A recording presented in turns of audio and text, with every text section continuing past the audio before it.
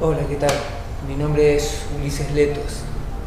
Soy el director y el creador de la metodología llamada biodecodificación cuántica o, mejor dicho, biometaconsciencia, ya que se alejó muchísimo de lo que originalmente era la decodificación, que era lo que con lo que inició todo esto. Pero en realidad todo esto inició hace muchísimos años, cuando yo era muy niño. Debo haber tenido unos 10 o 11 años, y mi madre escuchaba meditaciones de Connie Méndez, de metafísica. Y en una de esas meditaciones de metafísica, cuando ella la estaba escuchando, yo me había quedado ese día, no había ido a la escuela por algo, me imagino. No recuerdo bien los motivos, pero sí lo que recuerdo es cerrar los ojos y seguir la meditación, que trataba sobre ir por un bosque y llegar a una cueva, llegar a esa caverna, y en esa caverna íbamos a poder hacer una pregunta, y yo me emocioné mucho cuando iba haciendo esa meditación, y entrabas al final en un cuarto en donde le hacías una pregunta a un ser sabio. Te soy sincero, no recuerdo cuál fue la pregunta. Yo creo que fue cuál era el porqué de la vida o algo así, ¿no? Una pregunta, ¿para qué estoy aquí? Creo que fue la pregunta, ¿no? No recuerdo más de esa meditación, pero a partir de esa meditación yo recuerdo bien tomar conciencia de mis pensamientos y de mi imaginario, y cómo ese mundo imaginario era tan fuerte para mí. A mí me gustaba mucho cerrar los ojos, imaginar, o a veces, muchas veces, estar con los ojos abiertos e imaginando. Y me di cuenta de que ese imaginario se podía modelar, por decirlo así. Y me llamaba mucho la atención esta exploración de mi mente, ¿no? O sea, en un punto era consciente de que era como una plastilina con la que yo estaba jugando, y que en ese imaginario podía jugar a cualquier cosa. Y luego, más adelante, mi vida empieza a dar un giro muy grande, algo que es muy importante en mi vida, y es que, como estábamos mal económicamente, yo, al iniciar el secundario, la preparatoria o el secundario, tuve que empezar a trabajar y estudiar al mismo tiempo, ¿no? Y el trabajo en el que yo estaba, que era el mismo trabajo de mi padre, no me agradaba para nada. Era algo que nunca pude querer o me pudiera agradar eso, ¿sí? Entonces era una metalúrgica con fierros, con olores, con cuestiones, que estaba todo el tiempo sucio. Era muy incómodo para mí ese trabajo, no lo disfruté nunca que lo hice. Y bueno, luego empecé a desarrollar, ya desde antes ya había desarrollado este interés por la electrónica y la electricidad. Entonces mi padre me empieza a enseñar cómo cablear los tableros, me empieza a enseñar cómo leer los diagramas, cómo realizar diagramas, y luego eso llegó hasta el punto tal que aproximadamente a los 15 años, y quizás que antes, hice un primer programa para una computadora central de una máquina automatizada, es decir, roboticé una máquina. Pero toda esta cuestión de estar estudiando, trabajando, viendo poco a mis amigos, sin poco horario de juego, de disfrute, me fueron llevando poco a poco a que aunque ese imaginario, yo podía estar en ese imaginario y crear mundos felices, al estar en el mundo real, el imaginario se transformó en una pesadilla, y de repente ese imaginario empezó a provocar en mí muchas emociones que no podía expresar, rencor, ira, sentimiento de injusticia, comparación, ¿sí? Y empecé a caer como en una depresión desde muy niño. Por supuesto, o sea, desde muy joven, 16 años, ¿sí? Que duró hasta los 23 años. Y en todo ese viaje, en toda esa cuestión que yo fui atravesando, tenía que también estar en el mundo real, con amigos, y toda esa angustia, esa ira, esa tristeza, esa desvalorización, esa impotencia, esa comparación, toda esa frustración cuando era liberado en mi adolescencia, le expresaba en deportes que tengan que ver con la muerte, ¿vale? O sea, en deportes extremos. Empecé a practicar escalada, puenting, pero desde un lugar de generar una emoción en mí, ya que durante toda la semana estaba con una emoción interna, ¿no? De todas estas emociones que nombré antes. Entonces, la manera de poder lidiar con eso fueron dos, ¿sí? Una deportes extremos y otra rock and roll. Tocar, ¿sí? Tocar instrumentos, componer canciones que por supuesto hablaban de todo este mundo interno imaginario que se había retransformado porque el real lo había invadido, ¿no? Entonces eso me llevó a muchísima depresión y sobre todo sufrí mucho en las relaciones, desde el ego, ¿no? Hoy me puedo reír de eso, pero en una de estas cuestiones que ya estaba tan... me casé, me separé, terminé solo, sin amigos y muy deprimido, conozco a otra persona que vuelve a quedar embarazada y bueno, ahí caí en una depresión muy profunda, mucho antes de eso, ¿no? Más en mi primera separación, y se me empezó a hacer insoportable el imaginario y el real. Es decir, el imaginario era insoportable y el real también era insoportable en ese momento, porque lo que estaba viviendo, ¿no? Y decidí quitarme la vida, decidí que lo mejor era quitarme la vida. Como yo ya tenía todo este entrenamiento de tirarme de un puente, de hacer las cosas aunque tuviera miedo, no tuve miedo de hacerlo. Pero antes de llegar a ese punto, quiero contarles que también, mientras tanto, siempre he sido una persona que me gusta mucho leer, me gustan mucho los libros. Leí muchos libros al principio en mi adolescencia de libros que no me aportaban mucho, ¿no? Eran más que todo novelas. Pero ya llegando a los 17 empecé a leer libros más esotéricos que me gustaban, de Egipto, y me gustaban mucho cuestiones que tenían que ver con la espiritualidad, buscando como a Dios, ¿no? Ya que en ese imaginario también hablaba con Dios. Y llega a mis manos por una amiga el libro Las enseñanzas de Don Juan, y en el momento que lo leí, en el primer momento que leí las primeras hojas, me sentí en mi casa, sentí que eso era algo que yo ya había vivido en otra vida, o sentí que eso era algo que ya estaba en mí, era algo que era una parte de mí. Y empecé a leerlos a todos los libros, ¿no?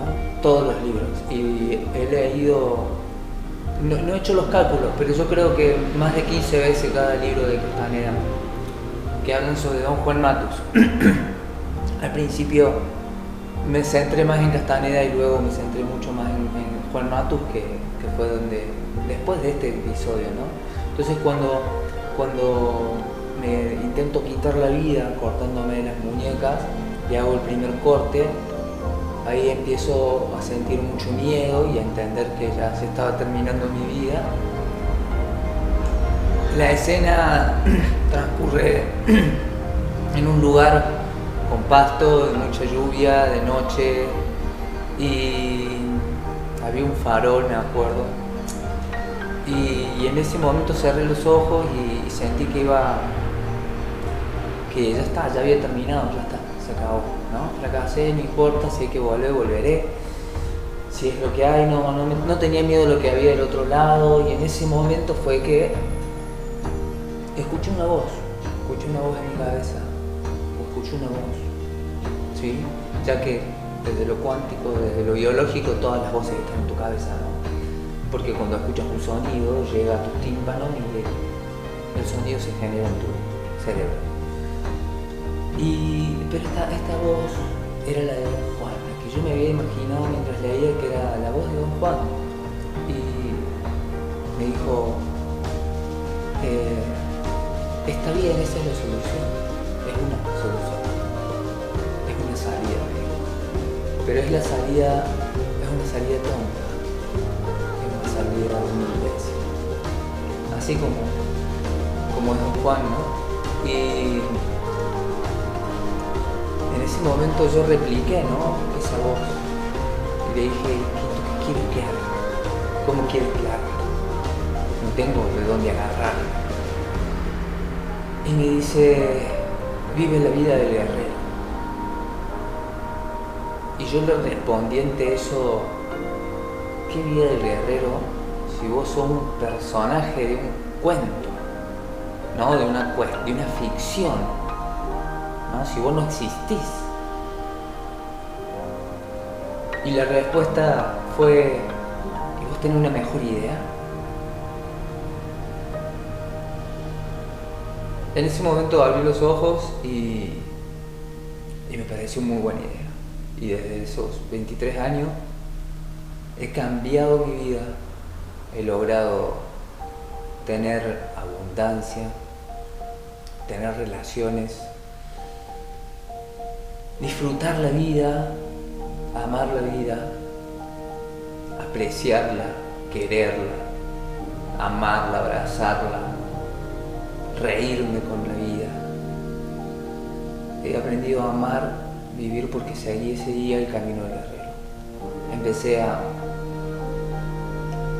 estudiar los libros de Castaneda y empecé a todas las cuestiones que planteaba el Nahuel Matus en los libros, intentar buscar la manera de llevarlo a cabo, es decir, callar el diálogo interno. Entonces hacía cursos de meditación o leía sobre la meditación o libros de meditación o audios de meditación, iba probando todas las cuestiones, ¿no? Y ahí aparecían otros autores, otros libros que hablaban sobre el callar el diálogo interno, y era todo un viaje que bueno, tenía que lograr una cosa, callar el diálogo interno, y luego lo logré con algo propio, ¿sí? O sea, de todas esas cosas cada una me fue sirviendo un poquito, pero no eran aplicables al mundo real, ¿no? Como te decía, ¿no? Porque tener que trabajar, tener que tener hijos, tener pareja, tener problemas con el trabajo, problemas con los hijos, problemas con la pareja, por ejemplo, ¿no es cierto? Y todo eso, aplicarlo, o sea, que yo pueda hacer esto de callar el diálogo interno mientras puedo estar en esa realidad que también existe, ¿vale? Empecé a diseñar metodologías que me sirvieran para estar en este estado de diálogo interno, callado, silenciado, y estado meditativo mientras estaba construyendo un tablero, trabajando. Esto era un estado de presencia y lo aprendí. Luego empezó una parte del camino del guerrero que era borrar la historia personal. Tenía que borrar la historia personal, borrar mi historia, borrar quién era, borrar esas cuestiones de nuestra historia, y empecé a comprender cómo el pasado afectaba mi imaginario, afectaba mi realidad, afectaba mis decisiones. Entonces empecé a buscar la manera de liberarme de esas cuestiones. Entonces empecé a estudiar PNL, ¿sí? Hice varios cursos de PNL, empecé a tratar de usar esas herramientas de PNL para lograr el objetivo y luego llega el árbol genealógico, y ahí es donde comprendo que la mayoría de esta historia y de estos pensamientos, de estas reacciones vienen desde ahí. Al investigar, ¿no? Cómo borrar la historia personal, entré a los ancestros, a cómo esto con el ADN y a través de nuestro cerebro reptil, pero que también eso lo dice la espiritualidad, es decir, que nuestro karma está conformado por por el atavismo, esta cuestión similar a nuestros antepasados, estas afinidades, viene el árbol genealógico y empiezo a estudiar todo el árbol genealógico, la biodecodificación y luego la decodificación biológica, y también cuando vino el momento de la energía, trabajar la energía con vidas pasadas, también trabajé, y todas estas cuestiones para lograr tener una vida de guerrero, porque el día que nací de vuelta, que fue ese día, decidí ser un guerrero y empecé a tratar de implementar todo esto en mi vida, y eso no solamente hizo que mi vida cambiara y mejorara, y hoy en día yo siento la vida desde un lugar indescriptiblemente precioso, alucinante, increíble, emocionante, quizás porque no tengo ya miedo a la muerte, ¿sí? Eso, en un momento empezaron a aparecer señales de que tenía que compartirlo, de que eso que había logrado en mi vida, esa claridad de pensamiento, esa claridad y ese control sobre,